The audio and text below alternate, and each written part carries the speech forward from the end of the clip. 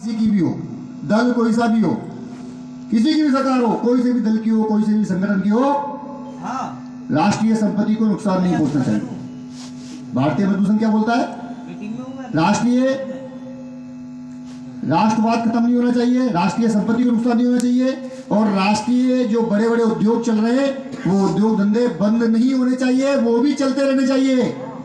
मतलब राष्ट्र हित में करेंगे काम का लेंगे पूरा काम। भारतीय मजदूर संघ क्या बोलता है? हम काम करेंगे, राष्ट्र हित में काम इतना करेंगे कि गर्दन भी काट के फेंक देंगे। लेकिन इसका मतलब ये नहीं है कि हम उसका पैसा पूरा नहीं लेंगे। भाई पैसा तो लेंगे, तुम्हारे उद्योगों में हम काम कर रहे हैं, राष्ट्रभक्त लोग हैं, राष्ट्र हित में काम कर रहे हैं, लेकिन उसका दाम भी हमें पूरा चाहिए। ये बीच में जो दलाल लोग आते हैं जो 3-3, 4-4 की संख्या में बैठे हुए हैं, सरकार और हमारे बीच में, ये बीच में जो लोग बिचौलिए कर रहे हैं, क्या कर रहे हैं? सरकार पैसा दे तो डायरेक्ट हमें दे। आप कोई भी उद्योग राष्ट्र के किसी भी कोने में खोल रहे हो, अच्छी बात है, खोलो, उद्योग होने चाहिए। उद्योग हो तो देश की संपत्ति बढ़ेगी, देश की संपत्ति बढ़ेगी तो देश की जेब में पैसा अच्छा आएगा, पैसा अच्छा आएगा तो हम जैसे मजदूरों के, गरीब लोगों के काम आएगा। ये देश ऐसे तो चलता है। लेकिन जहां मजदूरों की बात आती है वहां पे मैंने देखा है कि हर सरकार अपना नजरिया कुछ अलग हिसाब से रखती है। क्या रखती है कि चलो यहाँ पे एक अपन पावर प्लांट खोल देते हैं और यहाँ मजदूरों की भर्ती करते हैं, उस पावर प्लांट का ठेका टाटा कंपनी को दे देते हैं। टाटा कंपनी को ठेका मिल गया तो टाटा उसकी मालिक होगी, मतलब काम पैदा कर रही है, वो राष्ट्र का काम कर रही है। या L&T कंपनी को काम दे देते हैं, किसी भी कंपनी को काम दे दो तो वो कंपनी वो काम लेकर के उस प्लांट की मालिक बन जाती है। फिर वो अपनी मर्जी से क्या बोलती है, लाओ कितने ठेकेदार आओ फटाफट। छोटे छोटे ऐसे ठेकेदारों को ढूंढती है जिनके खुद के घर के खाने में दाने नहीं है और वो ठेकेदार बनने हुए जाते हैं। और लास्ट में उनका क्या होता है? लास्ट में ये होता है कि उनकी भी आर्थिक स्थिति खराब हो जाती है और जो मजदूर काम कर रहा है उसकी भी आर्थिक स्थिति जो खराब हो जाती है। जो ठेकेदार बना वो भी नहीं कमा पाता है और जो मजदूर बना वो भी नहीं कमा पाता है। तो हमारा कहने का मतलब ये, बीच में 3-3, 4-4 कॉन्ट्रैक्टर करके आ रहे हैं, आप उनको भी खराब कर रहे हो, वो भी नहीं कमा पा रहा है। उन कॉन्ट्रैक्टरों के चक्कर में हमारा मजदूर भाई भी नहीं कमा पा रहा है। तो क्यों ना सरकार वो डायरेक्ट पैसा हमारी जेब में रख दे? भाई काम तो आपका कर रहे हैं।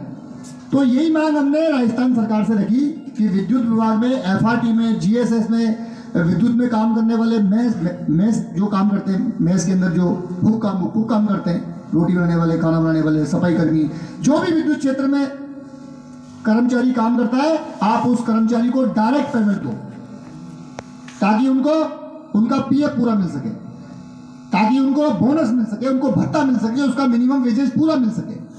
जो 4-4, 5-5 हजार रुपए में मजदूर काम करता था, आज सरकार ने ठेका प्रथा खत्म करके देखना, ये 4-5 हजार वाला मजदूर डायरेक्टली 15-16-20 हजार पे जाएगा।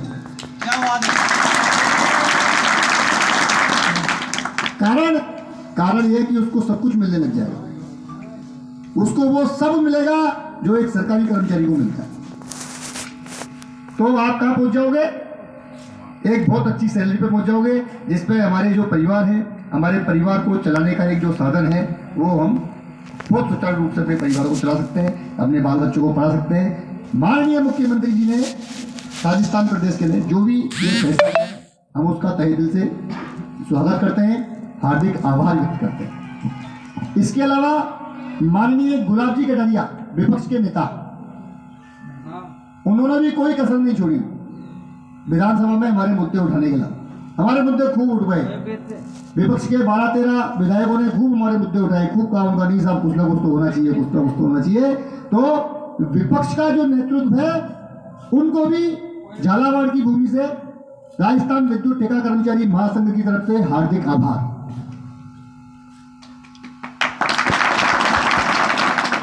इसी प्रकार राजस्थान प्रदेश में एक और पार्टी है, राष्ट्रीय लोकतांत्रिक पार्टी, हनुमान जी बेनीवाल की पार्टी।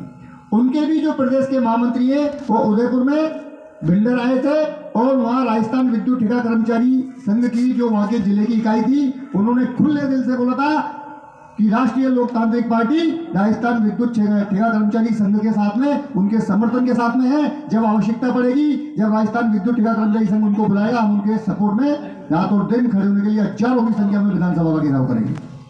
तो उनका भी मैं यहाँ से बहुत बहुत हार्दिक आभार व्यक्त करता हूं। बंधु, लेकिन हमारे आंदोलन की एक खासियत रही, हमारे आंदोलन का सफलता का जो सबसे बड़ा मंत्र था वो ये रहा कि हमारे मंच पे कोई भी राजनीतिक नेता नहीं आया।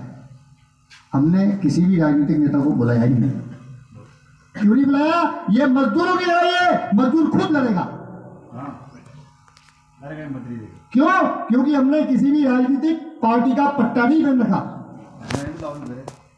ये ट्रेड यूनियन है। ट्रेड यूनियन तो ट्रेड यूनियन होती है भाई साहब, कोई पार्टी तो होती नहीं है कि चलो आज कांग्रेस में, चलो कांग्रेस के साथ में जय जयकार करेंगे, चलो आज बीजेपी के साथ में जय जयकार करेंगे। नहीं, ये काम हमारे नहीं है।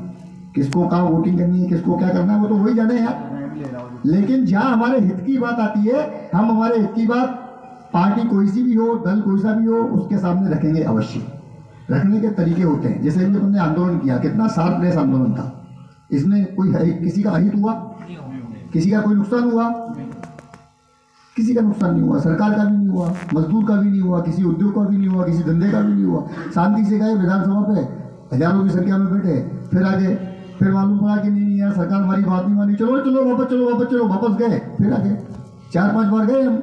2018 से कई बार चिट्ठी दी, लेटर दिए, पत्र दिए, जाने क्या दिए। हाँ, जब अंत में सरकार बात नहीं मानती है, लास्ट में सरकार भी खूंटा बन के बैठ जाती है, तो फिर हम ट्रेड यूनियन के जो लीडर्स हैं, ट्रेड यूनियन की जो कार्यकर्ता हैं, ट्रेड यूनियन जो है, तब हम जैसे लोगों को भी कड़ा कदम उठाना पड़ता है और सरकार का कड़ा विरोध करना पड़ता है, वो भी करना पड़ता है। लेकिन वो सब लास्ट के हथियार है। आज आप लोगों को महसूस हो रहा होगा कि कौन कौन लोग ठेका मजदूरों की टांग खींचने वाले हैं और कौन कौन लोग ठेका मजदूरों की टांगें काटने वाले हैं। ये आप सबको खुली आंखों से दिख रहा होगा, पूरे प्रदेश में दिख रहा है। कोई कह रहा है कि बेरोजगारों की भर्ती निकालो, भर्ती निकालो, भर्ती निकालो। ये कौन है फिर? यही तो थे आपके पीछे सब, यही तो थे आपके पीछे। अरे हमें तो पहले ही रोजगार प्राप्त था, हमें किसी भर्ती की आवश्यकता ही नहीं है।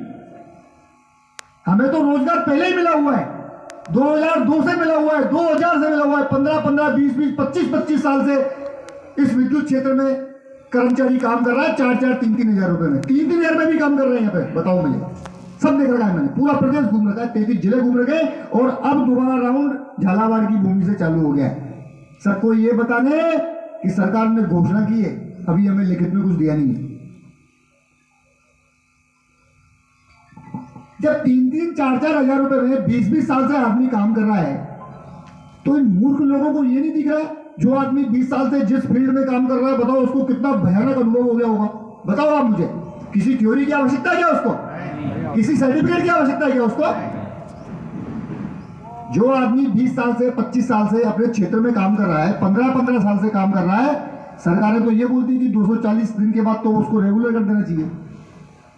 एक कानून कहता है 3 साल के बाद, सरकार, हमारी प्रदेश सरकार ही बोलती है कि 3 साल के बाद में ठेका कर्मचारी का प्रमोशन कर देना चाहिए, उसकी पेमेंट बढ़ा देनी चाहिए। तो 3-3 साल बाद तो आप ही प्रमोशन कर रहे हो, तो जरूरी थोड़ी है कि वो ITI होल्डर होता या कोई डिप्लोमाधारी होता। क्या फालतू की बातें करते हैं। अनुभवशील व्यक्ति की कीमत होनी चाहिए। जो आदमी 15 साल से एक क्षेत्र में काम करता है, जो आदमी 20 साल से एक क्षेत्र में काम कर रहा है, और अचानक उसको निकाल के सरकार ने बाहर फेंक दिया, तो कहां पे काम करने जाएगा वो? उसे तो ज्ञान ही अपने क्षेत्र का था, दूसरे क्षेत्र को फिर 3-4-5 साल में सीखेगा, उसके बाद में काम करेगा। तो ऐसे लोगों का सरकार ने ख्याल रखा। सरकार का पुनः बहुत बहुत धन्यवाद। इसके अलावा कुछ लोग बोल रहे हैं कि भर्ती निकालो, भर्ती तो निकालो ना भैया, मना कौन कर रहा है? भर्ती निकालो, खूब निकालो। लेकिन राजस्थान विद्युत ठेका कर्मचारी संघ, भारतीय मजदूर संघ एक बात कहता है, पहले जो ठेका कर्मचारी जिस फील्ड में काम कर रहा है, उसको योग्यता, अनुभव और उसकी शक्तिशीलता के आधार पर उसको वहीं के वहीं स्थायी कर दिया जाए। उसके बाद निकालो भर्ती, आपको जो ठेका कर्मचारी अपने क्षेत्र में अपने कार्य में सिद्धहस्त हो चुका है, उस ठेका कर्मचारी को पहले लिया जाए, उसको पहले वहां स्थायी किया जाए, समान वेतन, समान काम का लाभ उसे दिया जाए। ये पूरे प्रदेश में भारतीय मजदूर संघ की राजस्थान विद्युत ठेका कर्मचारी संघ नाम की इकाई ने पूरे राजस्थान के अंदर ऐसा तांडव मचाया कि हर ठेका कर्मचारी झंडा ले लेकर खड़ा हुआ। नहीं, ऐसा होना चाहिए। आज चलता है विभाग वालों के मेरे पास में फोन आ रहे, भाई साहब हम भी आपसे जुड़ना चाहते हैं। जलदाय विभाग के जो ठेका कर्मचारी हैं उनके फोन आ रहे हैं बाड़मेर से, बीकानेर से, भाई साहब हम भी आपके साथ जुड़ना चाहते हैं, हमें भी न्याय चाहिए। अरे मैं कि न्याय तो तुम्हें भी मिल चुका है, लेकिन तुम भी एकता कर लो। इस समय राजस्थान प्रदेश में सभी के सभी ठेका कर्मचारियों को ठेका मुक्त कर दिया गया है, लेकिन अब दायित्व हमारा बनता है कि सरकार तो कह गई, अब उसको इंप्लीमेंट कैसे कराना है, उसको लागू कैसे कराना है। ये लागू तभी होगा जब हम पूरे प्रदेश के ठेका कर्मचारी संगठित होंगे। तो मेरे झालावाड़ जिले के वीर साथियों, दरअसल क्या होता है, हम जैसे लोग गरीब हैं, कुछ नेता लोग कुछ ऐसा सोचते हैं कि हम जैसे लोग गरीब हैं, 4-4, 5-5 हज़ार रुपए की नौकरी करते हैं, ये क्या कर लेंगे। लेकिन ये हाथ मजदूर का हाथ है। सुना होगा डायलॉग, पूरा नहीं बोलूंगा मैं। ये उस भूखे पेट वाले मजदूर का हाथ है कि पूरे प्रदेश में पहली बार लड़ाई हमने अपने अधिकारों की और हक की लड़ी। जिन लोगों ने मक्खन मलाई की लड़ाई लड़ी, सरकार ने उन्हें दे दिया, तो आज तो हम पेट की लड़ाई लड़ रहे थे, रोटी की लड़ाई लड़ रहे थे, तो सरकार हमें क्यों नहीं देगी। मक्खन मलाई की लड़ाई आपने देखा होगा, लोग नाच रहे हैं जीएसएस पे, गुलाल उड़ा रहे, ओपीएस मिल गया, ओपीएस मिल गया। क्या है ओपीएस? हमारी गिनती में आओ, आपके जैसा काम कर रहे हैं, मैं विरोध नहीं कर रहा हूं उनका, बता रहा हूं, उन्होंने भी सपोर्ट किया हमें। जो ओपीएस के लिए लड़ रहे थे उन्होंने भी हमें सपोर्ट किया, बोले भाई साहब चिंता मत करो, जब ऐसा दिखेगा तो वो आपके पक्ष में है। लेकिन मैं आपसे एक बात कहना चाहता हूं, शायद हमें न्याय नहीं मिलता, उन्हें ओपीएस मिल जाता, तो क्या वो आपके सपोर्ट में आते? बराबर है यार। तो ऐसा नहीं है। पर भारतीय मजदूर संघ के जो कार्यकर्ता हैं, जो ओपीएस की मांग कर रहे थे, वो लगातार कह रहे थे, भारतीय मजदूर संघ के राजस्थान विद्युत श्रमिक महासंघ के जो महामंत्री महोदय हैं, माननीय वाघेला जी, विजय सिंह जी वाघेला, जो हमारी सरकारी कर्मचारियों की इकाई है, तो उनके जो प्रदेश महामंत्री हैं माननीय विजय सिंह जी वाघेला, उनके जो प्रदेश अध्यक्ष हैं धर्मेंद्र जी सांगला जोधपुर से, मैं उनका भी इस मंच के माध्यम से बहुत बहुत आभार व्यक्त करता हूं कि वो कहते रहे कि भाई साहब आवाज मार देना, भारतीय मजदूर संघ का, राजस्थान विद्युत श्रमिक महासंघ का एक एक कार्यकर्ता, चाहे हम सरकारी नौकरी करते हैं, आपके साथ ईंट से ईंट बजा देंगे सरकार की, निश्चिंत रहो आप। सरकारी कर्मचारी की बोल रहा हूं मैं आपसे, जो भारतीय मजदूर संघ की, हमारी बीएमएस की जो सरकारी कर्मचारियों की जो इकाई है, भाई साहब निश्चिंत रहो आप, लड़ो आप, आवाज लगा देना आप। बस जिस दिन पूरे प्रदेश की विद्युत बंद करनी होगी तो हम भी पीछे नहीं हटेंगे, आपके साथ कंधे से कंधा मिला के लड़ेंगे। कैसी बातें करते हैं प्रदेश में बहुत सारे नेगेटिव पोस्ट फैलाने वाले, मेरे से बोल रहे हैं भाई साहब लाइटें बंद कर दो, लाइटें बंद कर दो। अरे लाइटें ऐसी बंद रहती है यार, पूरे प्रदेश की लाइटें बंद कर दो। अरे पूरे प्रदेश की लाइटें बंद करके संगठन का क्या संदेश जाएगा? किसी का ऑपरेशन चल रहा होगा, किसी का हॉस्पिटल में जाने क्या हो रहा होगा, कोई कैसी मजबूरी में होगा, लाइट से बहुत सारे काम होते हैं हमारे। सरकार को परेशान करना, जब सरकार पॉजिटिव हमारी बात मान रही है। 9 तारीख को हम लोग गए, 9 तारीख को मेरा जाने का कोई इरादा नहीं था, क्योंकि 20 तारीख को हमने धरना दिया था, 20 तारीख को ही मेरे पास में ये आश्वासन मिल गया था, लिखित में दे दिया था, तो 60% काम तो हमारा 20 तारीख को ही हो गया था। 20 जनवरी को हमारा 60% काम हो गया था। 9 तारीख को वापस गए तो भी वहां तक 60% काम ही अटका हुआ था हमारा, कोई आवश्यकता नहीं थी। लेकिन कुछ लड़के बोले कि नहीं भाई साहब चलेंगे चलेंगे चलेंगे, भाई साहब नहीं जाएंगे तो ये हो जाएगा वो हो जाएगा। तो मेरे भी दिमाग में टेंशन आ गई, कहीं ऐसा नहीं हुआ यार काम खराब हो जाएंगे, फिर आधे छोरे मेरे माथे आ जाए। बोले भाई साहब आपने काम बिगड़वा दिया। तो मैंने बोला यार चलो होगा जो देखा जाएगा, भाई काम तो बन ही रहा है, अब सब जाने की बोल रहे हैं तो जाने में बुराई क्या है। सब लोग तो नहीं जा रहे थे, लेकिन इसकी एक वोटिंग भी करवा दी थी, ग्रुप पे पता हो तो आपको, ग्रुप पे वोटिंग भी चल गई थी। भाई उचित समय का इंतजार करो, बोले आंदोलन हम नहीं करेंगे, फलानी लिखे 4-5 उसमें ऐसे कुछ ऑप्शन लगे, तो उचित समय का इंतजार करो। उन लोगों का बहुमत ज्यादा था, उसके बावजूद भी सभी कार्यकर्ताओं की, चाहे वो गिनती का 1 हो, चाहे वो गिनती का हजारों में हो, सबका मान सम्मान रखना हमारा दायित्व बनता है। इसीलिए हम पदाधिकारी हैं, और पदाधिकारी हैं तो इसका मतलब ये भी नहीं है कि बस अध्यक्ष बन गए तो मतलब जो बस वो हो गए, ऐसा कुछ भी नहीं है। ये यूनियन चलाने का एक नियम होता है, कोई भी संगठन चलाने का एक तरीका होता है कि भाई चलो भाई आपको अध्यक्ष बना देते हैं और आपको क्या करना है, अपना पूरा जिला संभालना है। आपको महामंत्री बना देते हैं, आपको क्या करना है, बोले आपको चिट्ठी लिखने का काम करता है। जैसे हमारे कलरवम जी करते हैं ना, चिट्ठी, सारी चिट्ठी कलरवम जी लिखते हैं, बेचारे परेशान होते हैं शाम को। कभी कभी गुस्से गुस्से मेरे को बोल देते हैं, अरे पैसा आ गया, चिट्ठी चिट्ठी चिट्ठी रखने के लिए लिखो यार पैसा। मेरा काम क्या है, दहाड़ने का। अध्यक्ष का काम क्या है, आगे चलने का, चल भाई महामंत्री चिट्ठी लिख दो। कोषाध्यक्ष का काम क्या है, जो राशि इकट्ठी हुई हो उस राशि का हिसाब किताब रखने का, कहाँ खर्च हुआ है, कैसे हुआ है, क्या नहीं हुआ है, ठीक। इसी प्रकार मंत्री, जैसे आपके जिले में भी 3-4 मंत्री बनाए जाएंगे, तो उन मंत्रियों का काम क्या है, जैसे आपका जिला है, एक जिले के 4 खंड करके चारों मंत्री अलग अलग कोने में बैठ गए, जहाँ जहाँ महामंत्री नहीं पहुँच पाता है वहाँ महामंत्री का काम मंत्री कर देता है। या जहाँ महामंत्री के पास में काम ज़्यादा हो गया तो मंत्री जी जो है उनका आपस में सहयोग कर देंगे, भाई साहब ज़्यादा चिट्ठी है चलो मैं लिख देता हूँ, आप सील लगाओ भेजो आगे, ठीक है। इसी प्रकार उपाध्यक्ष, 2 उपाध्यक्ष आपके झालावाड़ जिले में रहेंगे। इसके अलावा एक कार्यकारी अध्यक्ष, अध्यक्ष की अनुपस्थिति में कार्यकारी अध्यक्ष काम कर सकता है। अध्यक्ष की अनुपस्थिति में चारों उपाध्यक्षों में से कोई एक उपाध्यक्ष काम कर सकता है। जैसे मान लो आपके झालावाड़ में कोई एक उपाध्यक्ष बैठे हुए हैं और आपके उपाध्यक्ष या अध्यक्ष झालावाड़ के हैं, झालावाड़ में उपाध्यक्ष है, तो झालावाड़ के जो उपाध्यक्ष हैं वो अध्यक्ष का काम वहाँ पे कर सकते हैं। चलो भाई हमारे अध्यक्ष साहब यहाँ पे नहीं है, तो इस टाइप की एक व्यवस्था होती है संगठन की। तो ये व्यवस्था आपको अपने झालावाड़ जिले में बनानी है, आज ही बनानी है, दोबारा बतानी है। मैं यहाँ पवन कहाँ जा रहा हूँ, क्योंकि कल बूंदी, उसके बाद परसों करौली, उसके बाद में दौसा, कोटा और ये उदयपुर, प्रतापगढ़ और ये भीलवाड़ा, ये बीकानेर और जाने कहाँ गायब हूँ मैं तो महीने भर के लिए। मैं तो खुद की समझ में नहीं आ रहा है कि ये क्या जंजाल पाल लिया। आंदोलन कर रहा था वही ठीक था, जब से सरकार ने बोला कि ठेका प्रथा खत्म तब तक समझ में नहीं आ रहा कि काम भर गया कि घट गया, ठीक है। इतने फोन आ रहे हैं, एक दिन के 600-700 फोन रिकॉर्ड होते हैं। मेरा मोबाइल साइलेंट पड़ा हुआ है, अभी भी बज रहा हो, मानेगा नहीं, अभी बज रहा हो। घर पे मेरी घरवाली ने जबरदस्ती एक बार मोबाइल हाथ में ले लिया और मोबाइल हाथ में लेते ही बस फेंक दे रही, क्या है बोले हाथ में लिया, इतना करते करते 8 फोन आ गए। अरे मैंने कि तू देवी इसको दूर रख। तो काम इतना बढ़िया है कि कर्मचारी समझ नहीं पा रहा है कि 2021 के फैक्टर का 2021 से पहले का मामला क्या था, भाई साहब 2021 के बाद जो लगे उनका क्या होगा, भाई साहब इनका क्या होगा, उनका क्या होगा। कर्मचारी बहुत सस्पेंस में आ गया कि मुख्यमंत्री जी ने तो बोल दिया ठेका प्रथा खत्म।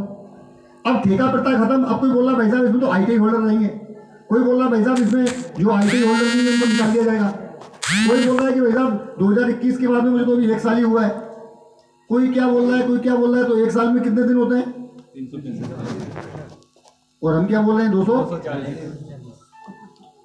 तो ये चीजें जब तक हम नहीं सीखेंगे, आप लोग जब तक बोलना नहीं सीखोगे, जब तक आप एक्ट नहीं पढ़ोगे, जब तक आप ट्रेड यूनियन का मतलब नहीं समझोगे, जब तक आप श्रमिक कानून क्या होते हैं इसको नहीं समझोगे, लेबर कोड क्या होती है इसको नहीं समझोगे, तब तक हम लोगों का शोषण ऐसे ही होगा।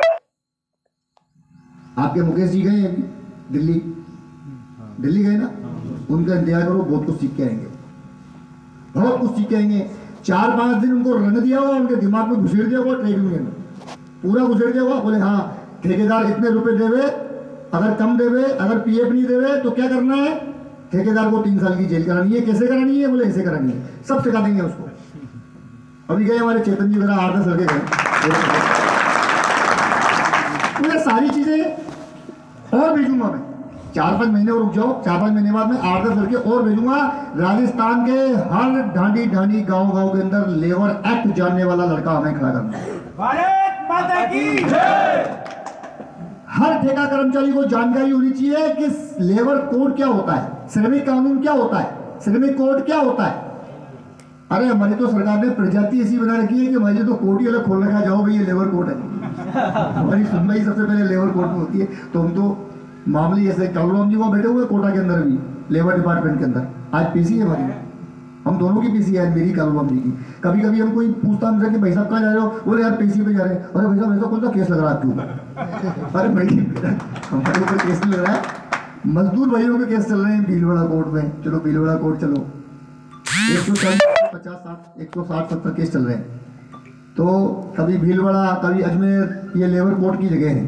तो हमारे यहाँ परमाणु प्लांट है तो वो केंद्रीय उद्योग है, तो वहाँ का जो केस लगता है वो केंद्रीय लेबर कोड में लगता है, स्टेट का लगेगा तो स्टेट के हिसाब से लगेगा। ये सब चीज़ें मतलब सब पे वर्क होते हैं। बहुत सारा मुकेश सीख के आएगा, आपको बताएगा। मैं भी गया था वीवी गिरी विश्वविद्यालय के अंदर नोएडा, 3-4 बार जाके आ गया।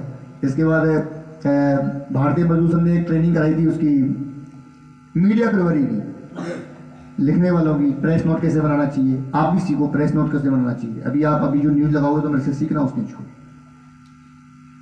न्यूज़ लगाना सीखो, मीडिया में छाए रहो। उसके अलावा हम लोगों की एक कमी और है जिस पे हमें ध्यान देना चाहिए। क्या कमी है? कि आपके जो लीडर्स हैं, आप सोशल मीडिया पे उनको फॉलो करो, उनको लाइक करो, उनको शेयर करो और करवाओ। आपके लीडर की जितनी ताकत होगी उतनी ताकत आपकी होगी। मैंने देखा है बहुत सारे फेसबुक के नेता घूमते रहते हैं, वो फेसबुक पे उनको 2-2, 3-3 लाख फॉलोअर हैं, बस वो फेसबुक पे ही चल रहे हैं। लेकिन गलती से किसी ने चाटा मार दिया और चाटा मारता हुआ फेसबुक पे डाल दिया तो वो तो चाटा मार डाले, क्यों मारा, पूरी दुनिया में हाहाकार मच जाएगा, फेसबुक पे तांडव हो जाएगा। तो फेसबुक का बहुत प्रभाव पड़ता है, ट्विटर का सबसे अधिक प्रभाव उसका पड़ता है, ट्विटर का। उसके बाद में इंस्टाग्राम है। ये सारी चीज़ों को आप डाउनलोड करो, नहीं है तो करो।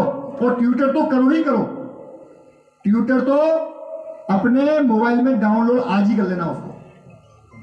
एक दूसरे को फॉलो करो, एक दूसरे को लाइक करो, एक दूसरे को शेयर करो।